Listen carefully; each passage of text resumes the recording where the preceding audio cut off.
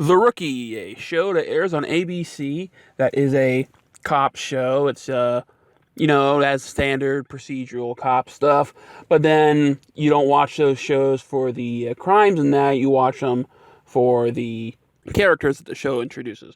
And this one is about it stars Nathan Fillion, and it's about John Nolan, who, after being involved in a bank robbery, he decides that he's going to become a cop. And he is middle-aged, with an adult son in college, and an ex-wife. And, the show is nothing like uber special. I mean, I'd like it if it continued. But after 16 episodes, it finally has something that needs to be talked about. Something that deserves what the Orville gets every episode.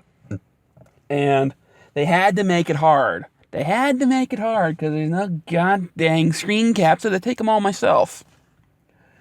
Okay. So, first, the recap of the episode. The rookies now have to deal with the IA making fake crimes to test the cops to see how well they do. Mario Lopez appears in the episode as a quick little cameo. And Nolan, at his one, what he thinks might have been his one, a crazy girl, wants to stab a valet for putting a tiny little scratch in her car, which could be buffered out and no one would even notice it ever again. And Nolan grabs a knife from her and arrests her, and her dress is designed as a breakaway dress, and it breaks away and shows her bra. And she starts going on and on about how she knows where she wants his badge number and wants to know his name, and how he thinks she's just going to file a complaint, and how you have no idea who I am. So, later that day, when the shift's over, Nolan goes to his car after getting some food and says he's going to go home and get some rest.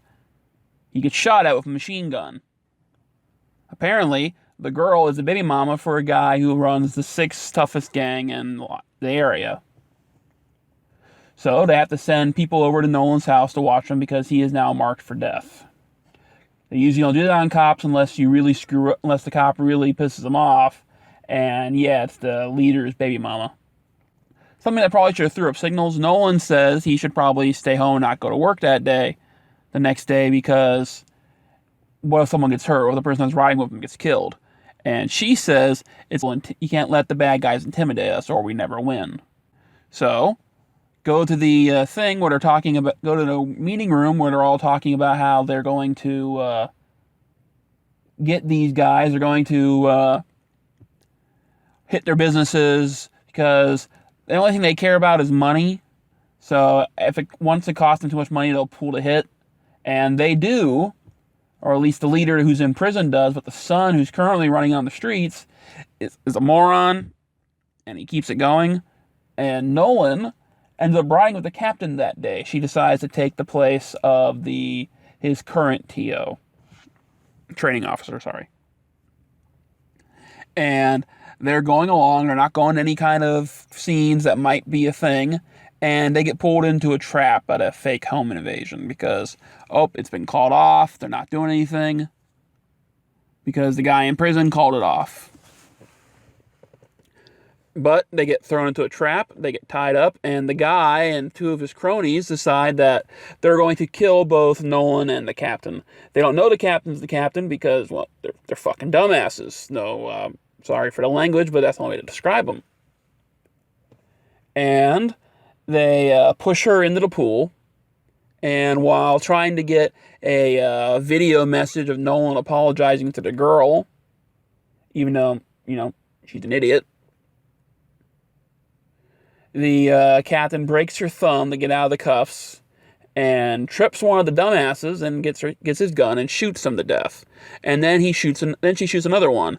And while Nolan is trying to get himself free, the coward guy who runs the gang escapes and shoots the captain in the neck as he gets out. And she sadly dies. Now, this actually got to me, this next scene of them saluting her body as they walk by and going the slow walk to the ambulance, because I don't know why. It's like I didn't even like the captain very much. I don't even know her name. I just call her Captain. So, how much I pay attention to her. But yet, it still brought a tear to my eye. Then, they decide that they're not going to kill this kid. They're going to bring him to justice because that's what the captain would have wanted.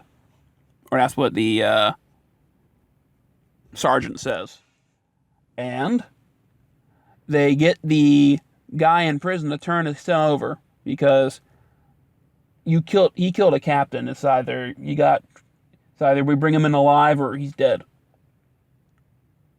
So he gets arrested. Nolan's the one that does the arresting, and they walk off. As I said, the captain dies, so a main character died and this type of thing.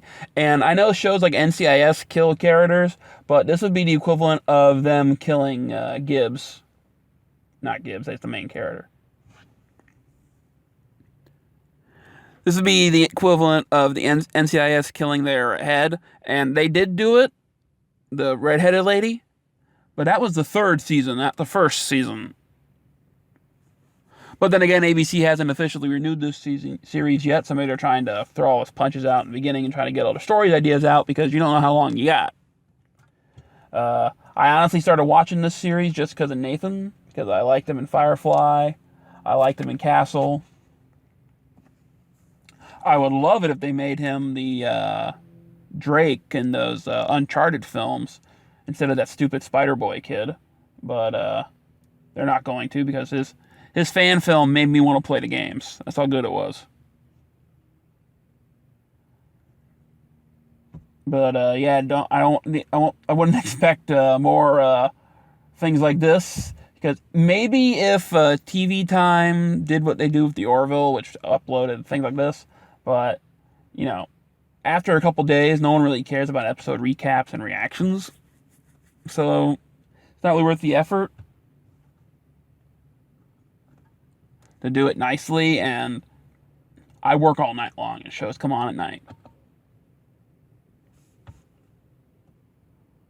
I thought the episode was well done. As I said, the captain death scene got to me, even though I didn't even like her very much. You know, she was a fine character, I didn't hate her. It's not like not like she was some annoying kid. It's not like she was Tilly on Star Trek Discovery or anything, who, if I watched that series more than that one episode, I would have wanted her dead, because I've seen clips of her, and she's annoying. She is definitely worse than Wesley. So, and then the next episode for next week looks like they're getting an earthquake, which, hey, they're in California, there's going to be earthquakes. Bound to happen at some point.